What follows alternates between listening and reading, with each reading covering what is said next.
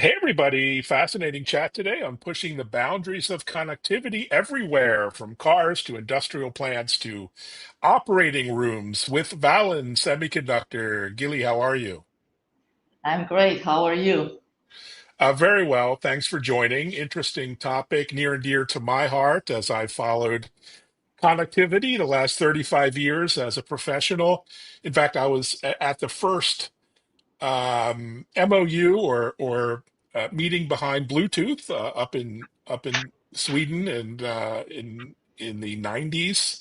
So really interesting stuff. We've come a long way. Before all that, maybe introduce yourself, Yeah, your journey, and who is Valens Semiconductor? yeah. So maybe funny enough, just an anecdote. You mentioned Bluetooth. So actually, my first role in the high tech industry was a Texas Instruments in which I developed software for the Bluetooth industry. So that's kind of funny. So yeah, my name is Gili Friedman, and I'm the SVP of cross industry business in Valens Semiconductor. Cross industry business means audio video business, industrial and medical businesses within Valens. We also have a part of our business is also the automotive business. So I'm here in Valence for a bit more than half a year. Before that, I was working for 17 years for Sony Semiconductor Israel, formerly Altair Semiconductor. I hold a BSc in computer science. I started as a software engineer, where I gained my technical background. That is the foundation of what I am doing today. I spent 17 years in Sony Semiconductor in different roles. Started in the R&D and grew up with the company to the role of global VP of sales and business development for all Sony Semiconductor cellular business. Up until last February, when I joined the Valens Semiconductor. So that's about me. Word about Valens. So Valens is a high performance connectivity company. We excel in designing and producing a semiconductor chipset for transmitting high data rate over over the longest reach with the lowest error rate. Mm. So our core technology is in the DSP, and our target markets are markets that need to transmit data over a long reach when there is a challenging infrastructure. Oh, super interesting. So as you know better than anyone, there's so many options for connectivity, whether it's, Wi-Fi or Bluetooth or 5G and other standards, other proprietary approaches. What problem did Valens set out to solve in connectivity that others were kind of overlooking? Yeah, so that's a good question. I would say that our bread and butter is reliability. I Mm. mean, when you cannot tolerate any latency, any errors on the line, Wow. and this kind of requirement can be met only when using a wire. So our solution is basically transmitting the data over cables in the most reliable and high bandwidth of data. Our original technology is the audio video, where we established a standard together with the giant partners, together with the Sony Pictures, LG, and Samsung. We established a standard called the HDBaseT, and actually today this is the standard of choice for all audio video um, all audio-video connectivity solutions. Today, you can hardly find any tier one company that produces audio-video devices that is not using Oh, the HDBaseT based on the with the Valens semiconductor inside. With the years and understanding the real asset of our DSP technologies, we realized that we can take this further into the automotive segment. And we developed a technology called AFI that is also transmitting high data rate over very thin cables and with immunity to mm, EMC. And we realized that this is a good solution and maybe the best solution to transmit the data within the car. So AFI, again, Valens is always about standardization. And we realized that in order to penetrate into this market, that has to be a standard in automotive. And I'm proud to say that the AFI was selected with a very tough competition, but it was selected by MIPI as the standard for the connectivity in the vehicle in automotive.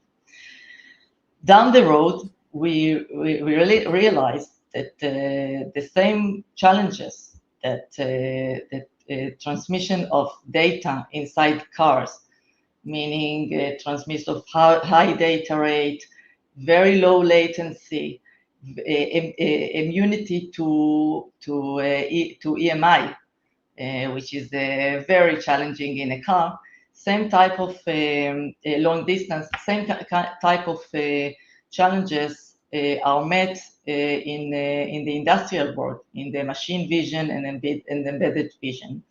So we took a decision to penetrate also to this market with the same technology, and a technology that is accepted by the automotive industry with all automotive quality standards, is actually a very good fit for the machine vision industry when you need to have cameras connected to a compute unit and transmit the high data rate with low latency into the compute system.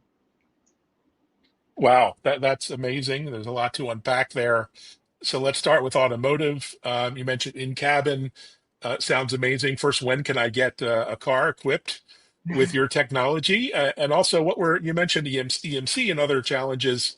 What were some of the trickiest, challenging hurdles that you had to overcome to deploy this in a car environment? So actually, it's easier than you think because Mm, you can just go outside of your office and go straight to the closest Mercedes agency hmm and buy a Mercedes, and in this car you will already have our solution Oh, inside. wow. So yeah, so that's a public information that we are providing the connectivity inside the car for Mercedes. There are three other tier one European OEMs, which I cannot disclose, that already selected our solution for automotive. And the main reasons is that when you today in a car you have a increasing amount of cameras around the car, and Mm, there is a need to transmit the data from the sensor in a very reliable way into the processing unit, and this and the transmission is actually the essence of being able to process what the camera sees in real time into event or any other indication that you need to get in the car. I think that what we are focusing in this podcast is actually our understanding that these same characteristics are so important also for the industrial world, and I can elaborate. Mm, And we see more and more the demand for more and more cameras in production lines, which is normally referred to as machine vision, in embedded devices, embedded visions, robotic arms, forklift. Everything is managed by sensing all over, cameras all over that are connected to one processing unit. In many cases, you need to have a very high data rate because, take for example, a semiconductor factory, they take the frame rate that they need in order to get the right picture of what happens in the production line and be able to react in real time. That's a very challenging task. Now, with our connectivity, we enable the processing side to get all the data in real time, zero latency, zero compression, which is also important because mm. if you need to compress the data and then decompress, you lose time. So that actually enables a very high level and high quality of data into the processing unit that can later on evaluate and process the right measurements out of it. Amazing. Well, as a former electrical engineer, double E, I'm just my mind's spinning on this balancing act for performance versus theory. It's really impressive to hear. Um, you're obviously being deployed in really mission critical environments, automotive. I see medical use cases, factory floors. I mean, how do you ensure, trust and reliability and fidelity? What's non-negotiable when it comes to your technology and you know, solution? Yeah, that's a good question, and that's is actually the essence of our technology. We know how to correct the errors over the Mm, line and transmit the data in a very reliable way. Well, we have competition in the market, of course, and they also have to struggle with the same challenges. But what we see and what you can see in other in products using other technologies is that they overcome these challenges by having more expensive cables, shielding, sometimes thick cables, and actually limiting the distance. Um, our technology is actually liberating our customers from all that because since our DSP is so strong, we are tolerating even very simple cables like a UTP mm. cable, and we and the overall system cost can be reduced and still be highly reliable. Um, Amazing. So I assume you're a fabless semiconductor company. How do you think about staying agile and innovative, but also delivering, on the supply chain side and regulation and all the market diversity and tariffs? It must be a challenge to navigate the commercial side these days as well. yeah, so tariff is a challenge for everybody. Mm, Um, Actually, for us as a semiconductor company, the challenge is not direct, Mm, as there is no tariff on semiconductor, but still our customers mm, uh, they face tariffs. But this is a global challenge for everybody. So we see all sorts of different ways for our customers to overcome these challenges by different ways, starting from manufacturing in different places or other ways to overcome the tariff. yes, we're all having to be more creative. Um, you must have an amazing innovation R&D pipeline, which you probably can't talk about, but can you give us a peek into the future and what you're excited about over the next year or two in terms of connectivity? Yes, so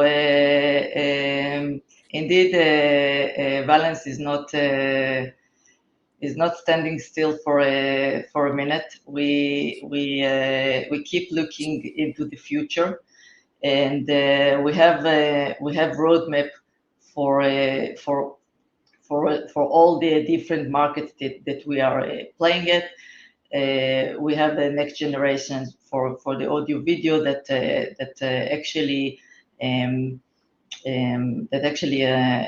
will bring um, the new solution for all the video conference rooms that are now being deployed everywhere. Like almost every room becomes Mm, a conference room.